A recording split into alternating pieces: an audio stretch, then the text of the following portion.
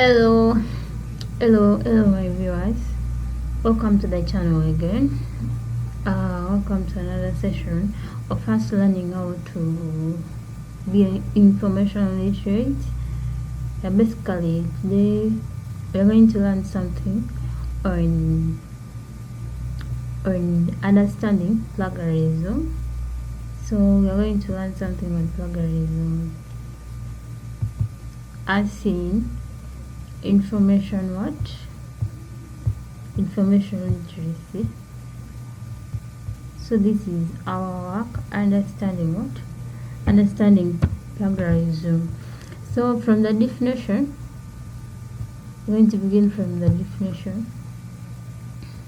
What is plagiarism? So from here I've defined it according to my research is the intentional or use by paraphrase or direct quotation of the published or unpublished work of another person without full and clear acknowledgement in all scholarly work as assignment, essays, computer graphics, computer programs, reports, and etc. So it is possible with any work performed in any medium, in scholarly discipline. So we have already defined plagiarism. So in the next slide we have the common types of plagiarism. We have what we call direct, is a word for word transcription of a section of someone else's work without attribution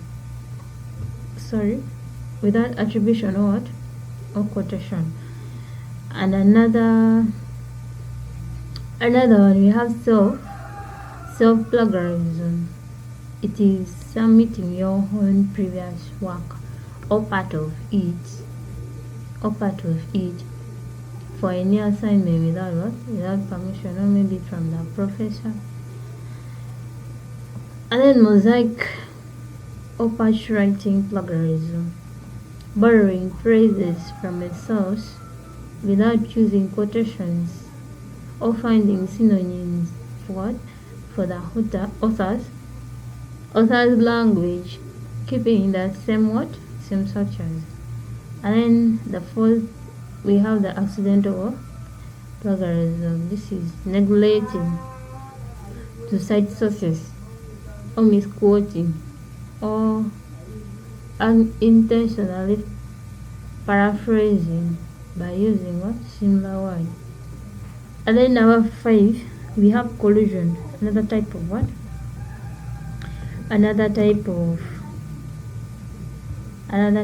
plagiarism. We have collusion. This is working with others on an assignment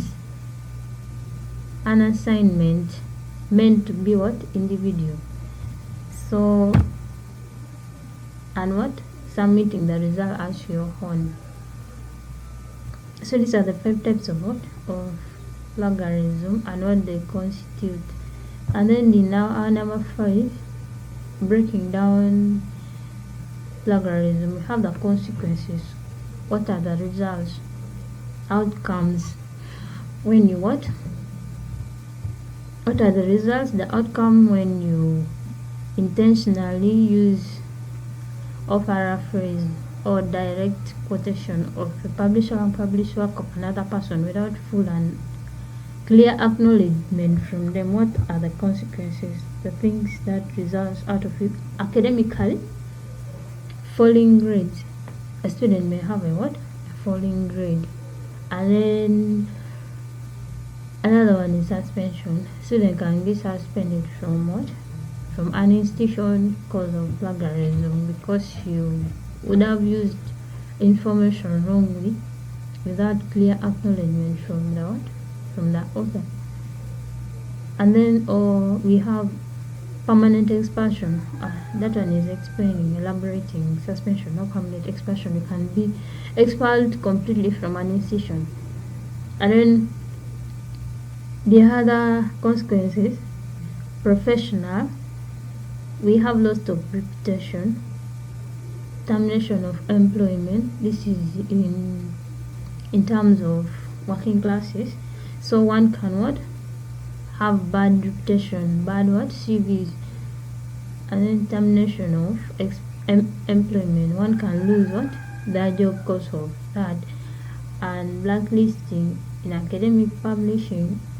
One, a professor can be what? Suspended, blacklisted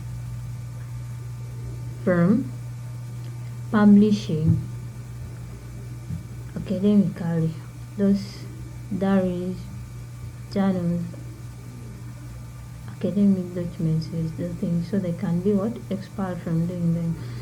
And then legal, potential copyright infringement lawsuits, especially if the work is used for commercial gain. Ethical, it undermines the value of original thought and stunts your own learning process. So these are the 4 consequences of the plagiarism under the topic information literacy. So these are the 4 that I came with. And in our slide 5, we have ways of avoiding what? Plagiarism. How can we avoid the intentional or direct quotation use of someone's work without their consent? Keep track of sources. Yes. Create a working bibliography the moment you start researching, so you don't forget where an idea come from. And then the next point, we have master the art of paraphrasing. Yes, summarize ideas in your own voice.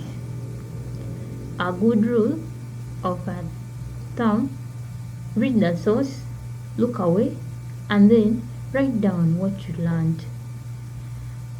Another way of avoiding plagiarism is use quotation marks. If you use more than 3 consecutive words from a source, put them in quotes so that you'll be well to go. When in doubt, cite. It's better to oversight than to undercite.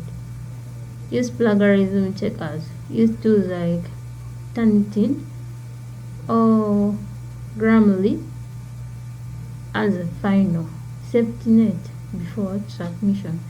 So, based on the topic plagiarism, we have broken it from the definition, coming to the importance, and then the consequences, and then we ended with the ways of what? Avoiding the plagiarism. So guys, this was what we could learn probably about the plagiarism. But don't forget to like, comment to the channel, and subscribe, and share it to your friends so that they may be information literate to avoid what? Inconveniences like suspension from their institutions, especially the students, and also your professors from their reputation being tarnished. Alright, we catch up in the next